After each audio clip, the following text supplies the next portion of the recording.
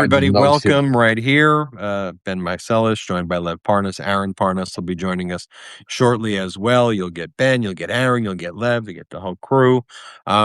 Very serious topic to be discussing right now, of course, after Don Lemon was arrested and put in a detention facility here in Los Angeles, where I live, by a clearly weaponized DOJ that is now.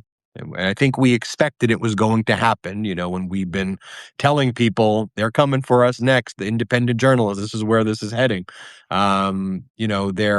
Their first target is Don Lemon, on the independent journalist side of things. Although, to be fair, they've been going after a lot of other independent journalists as well. But in terms of, having the size and scale and scope of platforms, Don Lemon, everybody knows the story that Don Lemon was at this church in St. Paul as a journalist, reporting, videotaping what was happening and interviewing people as journalists do.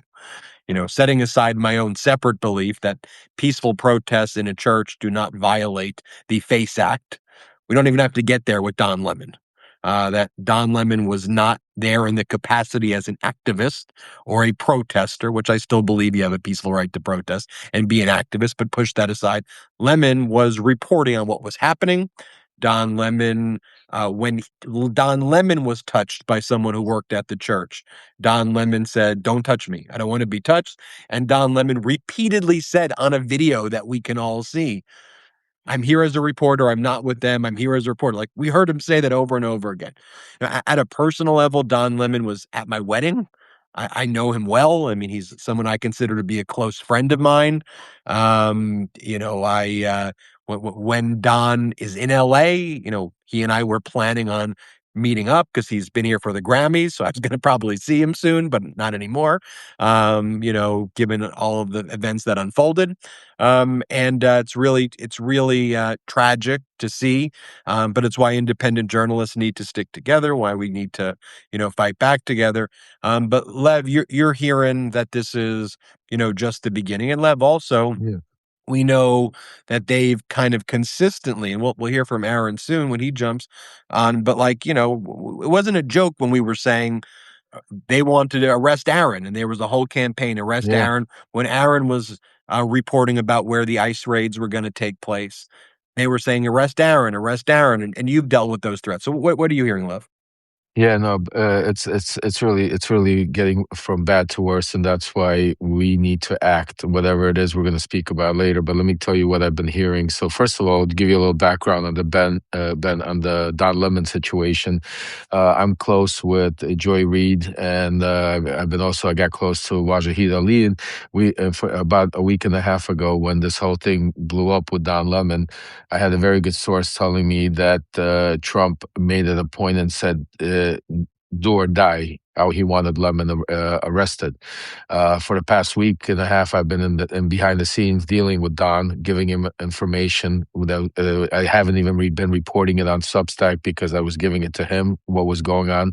So Don was prepared. Don knew this was coming. That's why he got Abby Lowe. Abby's a dear friend of mine also, to represent him. And that's why this was like, we knew it was just literally day to day that this was going to happen.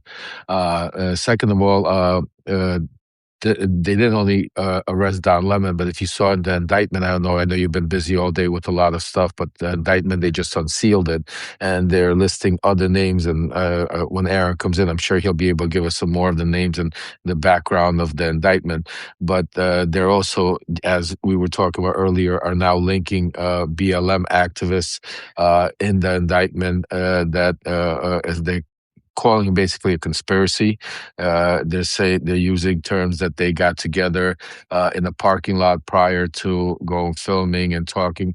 And you know how conspiracy, you're a lawyer, plus me, I've been charged with conspiracy. So I know how easy that's one of those charges like wire fraud or conspiracy that is very, easy to say, oh, if you were in the room or if you actually heard it, it's a lot harder to disprove. It's one of those charges that they're also They're also, what I'm hearing, are looking into money donors, trying to link not only like the BLM organization, but also see they're going into signal chats and other telephone records. Some of the disturbing things that I heard, and that's why I wanted to share with you. I didn't even get a chance to speak to Aaron about this. Is that I'm hearing, and this is really dangerous, but I'm hearing that Kash Patel and the FBI are monitoring your phone calls, Aaron's phone calls, others, independent journalists' phone calls are being monitored right now without any kind of overview. I'm also hearing that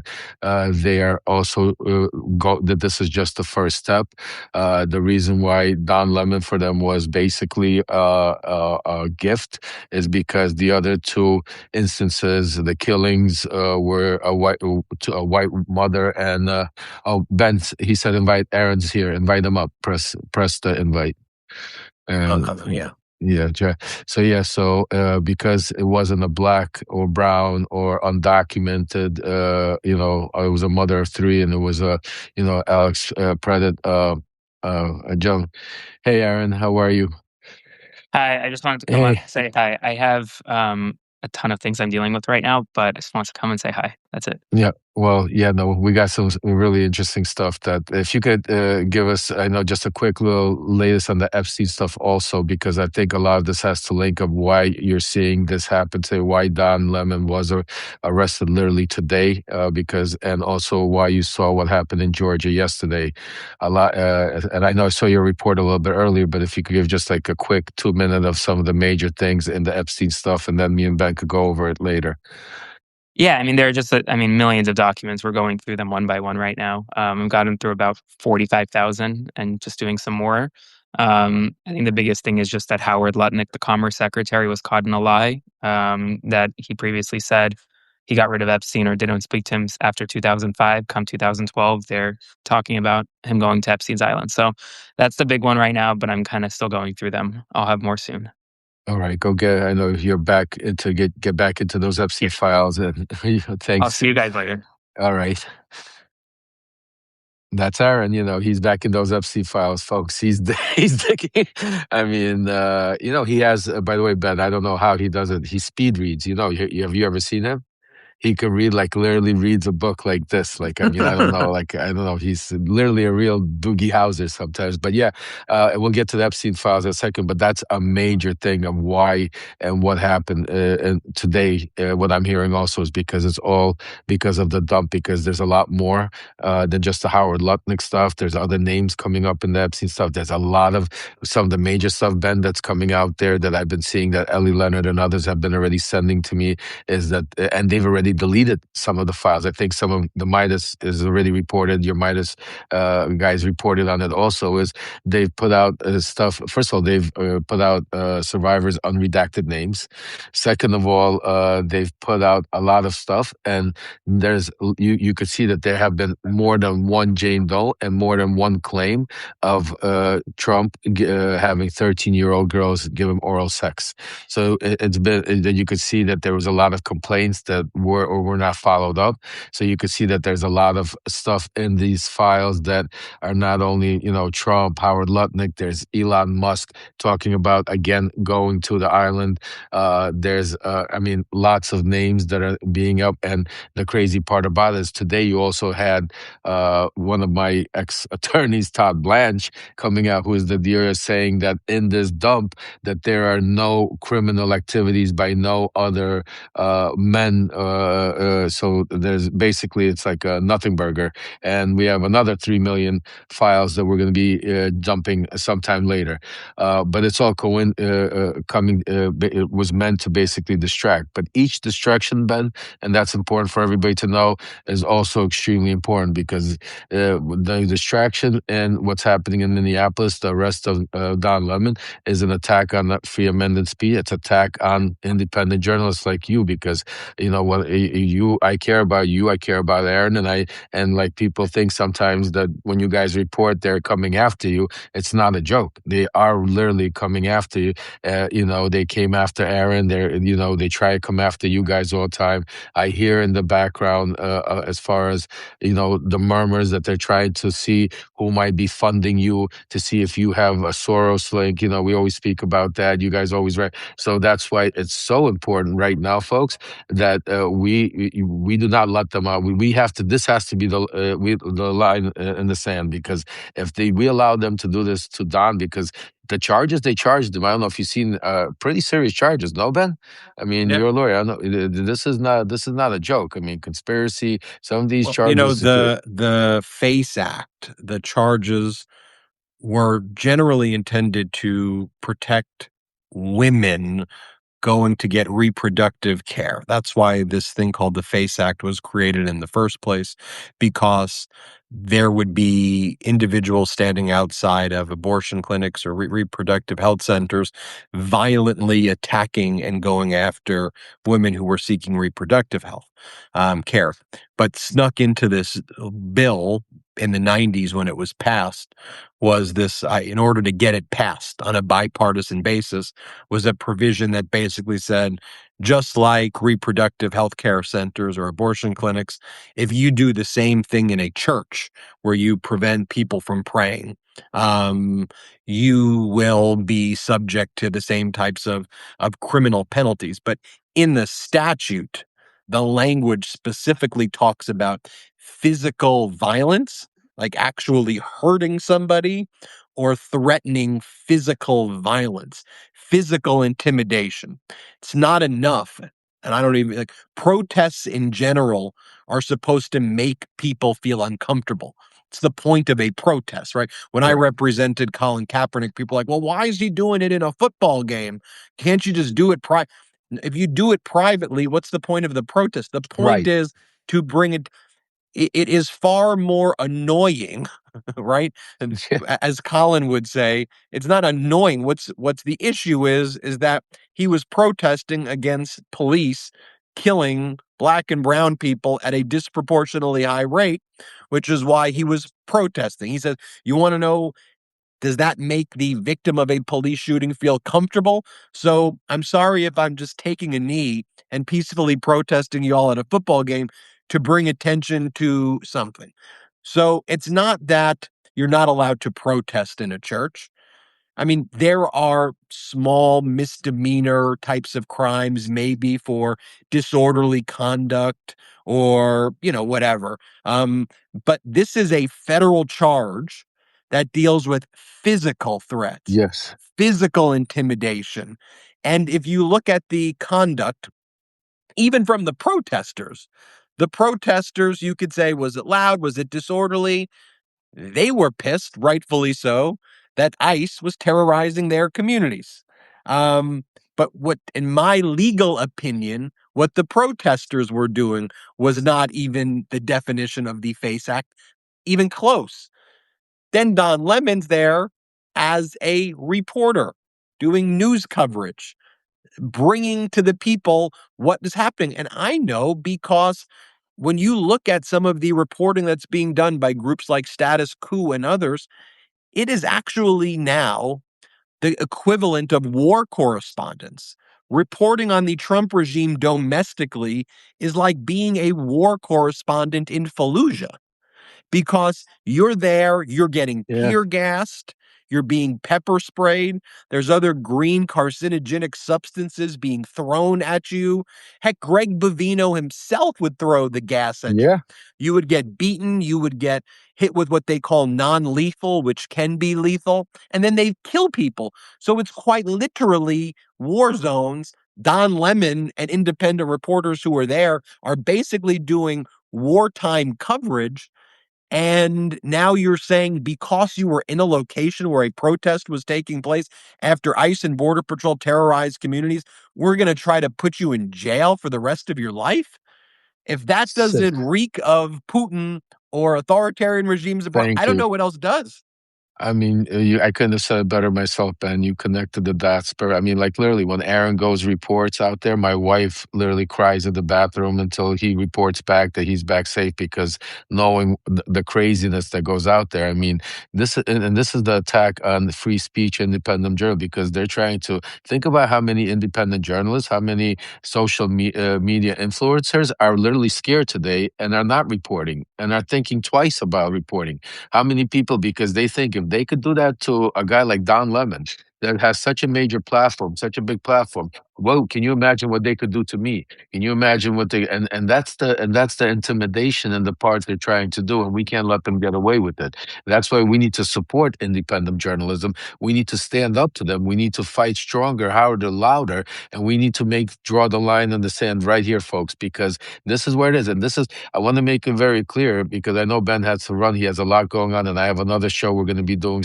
but that we're reporting on. But a lot of this has to do with the cover up, what really is taking place. It's called, Donald Trump calls it election reform. What I call him is trying to steal the elections. What Tulsi Gabbard, and I don't have all the facts yet, so we're not going to talk about it until we have the facts. What she's been doing in the past several months and what took place in Georgia and what's happening right now in Minnesota with the fact that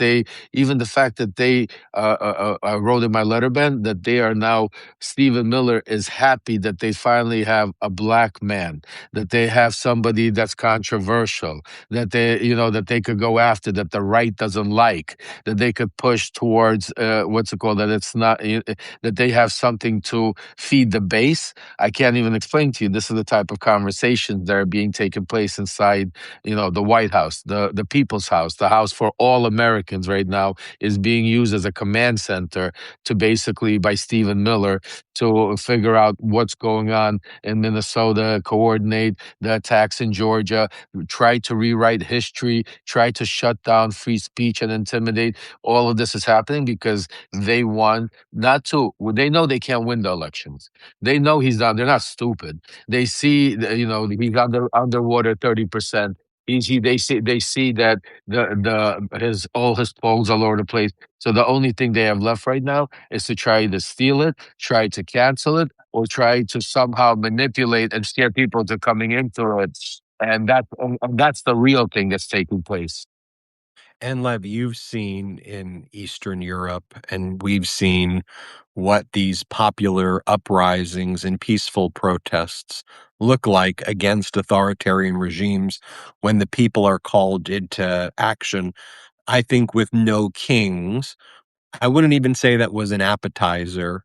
It was an appetizer to the appetizer, if you will, of, I think, the growing consciousness of the American people to peacefully say enough is enough of this. And I've at the Midas Touch Network on our Substack here. Yeah, enough is enough. When we try to report on things, to me, a lot of this is basic good versus evil conversation right now. You're misreporting it if you're talking about Democrats, Republicans, and independents, because what you have is good and evil. And frankly, Democrats who try to compromise with evil, with terroristic behavior, are compromising with terror, are agents of it.